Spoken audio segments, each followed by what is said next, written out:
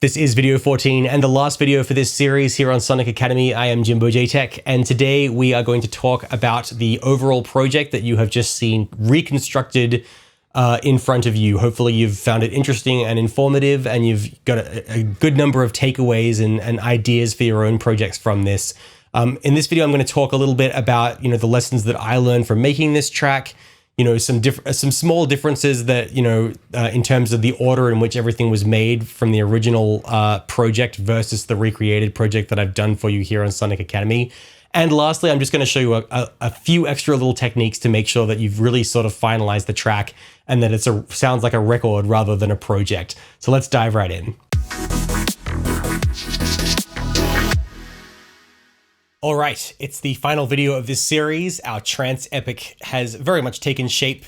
I hope throughout the process you have seen all of the different parts that went into this, the moving parts, and hopefully you got to gain a lot of insight into how the whole thing came about. Now I want to sort of, retrospectively look at the whole thing now that we've sort of, been through, every single step of what actually made this.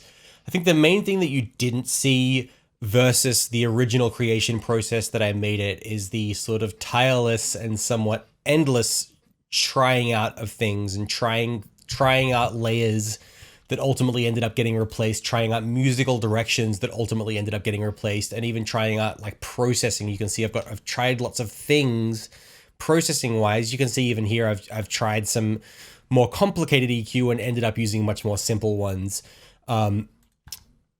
Something I didn't cover is that, it's good to, just like we spend a lot of time on, the FX as a section, it's good to be the automation section, do an automation session where you're really looking at parameters that you can automate, because a lot of these, whether it's like turning up a reverb to make something swell, or even if it's just bumping a section down a little bit in volume to get out of the way. For example, like here with this chord stack, turning down just a little bit when this big melody comes in, just making space for things. That automation really helps the whole track feel alive. Without it, people sort of describe your mix as a static one, and you do want it to be, dynamic. You want it to be edgy, and you want it to be impactful, and automation goes a long way with that. Spatials, I had tried out a couple of spatial, return channels, buses, which is sort of the traditional way of doing it. But nowadays, it's so easy to do spatial stuff just on a single channel, and there is nothing wrong with, crafting a reverb just for a single channel, as long as it fits the rest of the mix. That's the most important thing. So like I said, when it comes to reverbs and delays, if you're using synth patches, or if you're using, the synth reverb and delay, always try and switch them off, or if you're going to have them switched on, just make sure they fit in with the rest of the mix. And beyond that, with this track, it was literally just like listening, auditioning a sound and being like, how are its spatials? Is it too dry? Is it too wet? Does it need something on it? Does it need to be echoing a bit? Does it need a bit of short reverb to make it sound a bit more real and a bit more alive? Does it need a long reverb to make it sound floaty and ethereal and fill out the sound space? So, individual channel, spatial processing can help. Also, something I didn't mention previously is that I have these mix prints, and basically a print is where you just, at the start of your session, you render out where the song is currently at, and then place it into the song, and it's usually muted out, and you might, assign a key to it using the key. I've got a little, so I can just switch solo to it. That tells you where you were at the start of this session. And so you can come in and you can be like, okay, I'm going to do, a volume pass. I'm going to do an EQ pass. I'm going to, try out some different treatments. I'm going to try one-upping the layers that I've got in place. This is a way to sort of just quickly switch back to where you just were. It's a very useful perspective point to let you know if you're heading in the right direction, because sometimes you switch back to that print and you go, ooh, it was sounding better at the start of the session, and you can backtrack a little bit. A lot of the time, it's also, most of the time, when your approach your treatment work, you switch back to that print and it sounds wimpier or less interesting by comparison, and that's a satisfying feeling because you're on the right track. Like I said, trying out lots of different things, trying out lots of different treatments.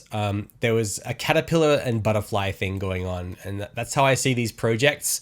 is that if you're playing back the whole song and thinking, is this right? Is this right? Is this right? Is this what it's supposed to be? Does this work? If there are lots of question marks, that's usually a sign that you're still in a caterpillar phase. And what happens is you keep trying out different things, trying out different treatments, and eventually the record shows up and you go, there it is. And there is this, and then it becomes a record, and then that's the butterfly. And it really is waiting for it to show up by just trying things, knocking on different doors and seeing which ones open, and just nudging things around until everything sort of fits. So you never have to strain too hard to make anything really pop or to make anything really impactful. The impact should be effortless. If there's anything I would have done differently, were I to, really redo this and re-release it as like a new version, I think I would spend even more time just really honing in these layers so that they sound classy by themselves. Like I said before, it's not that big a deal if you've got a sort of slightly cheap sounding layer that gets buried in the mix with, other classier sounding layers. But I think moving forward, I'm going to be even more fine-tuned with this sound selection, because I'm getting a better feel for exactly what kind of layers I need in there. Overall, I'm really happy with the track. It was a labor of love, but the way that I've recreated it for you in these videos shows a way that, if you do start with the musical essence, the rest of the track will sort of follow suit, and it will sort of have a bit of an idea of what it's going to do before you put pen to paper. So that wraps it up for these videos. We are going to have a remix competition for this, the winner of which will receive a release on Anjuna Beats, just like last year's Tiger Lily remix competition. We had 40-something entrants for that, and there was so much good stuff in there. So I really encourage everyone to have a play around, be creative with the remix. You want to sort of make the best use of the parts that you've been given. You want to do something cool with it and something different that makes you sort of stand out from the crowd. So I'm very excited to hear what you all have in store. Very excited to hear your competition entries. Thank you for watching. I'm appreciative of the ability from Sonic Academy to be able to do this. And I look forward to dishing out some more producer ideas and wisdom for you in future videos. Thanks for watching.